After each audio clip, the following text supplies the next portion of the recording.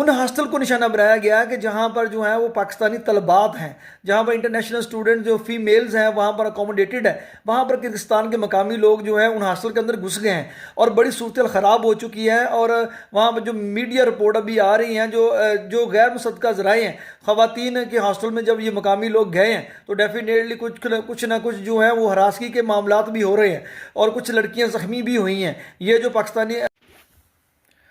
अस्सलाम वालेकुम, मैं हूं इमरान हैदर और मैं हाज़िर हुआ हूँ लेटेस्ट जो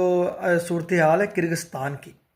आपको पता है कि किर्गिस्तान के अंदर जो है हज़ारों पाकिस्तानी तालब इल्म जो हैं वो